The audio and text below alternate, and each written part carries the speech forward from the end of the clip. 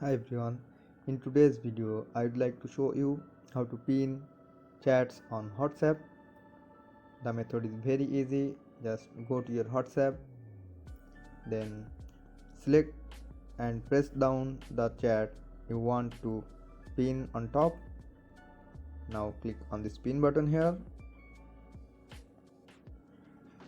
and from now on every time you open WhatsApp it will be on top. You can use this option for only 3 chats, so choose your favorite carefully.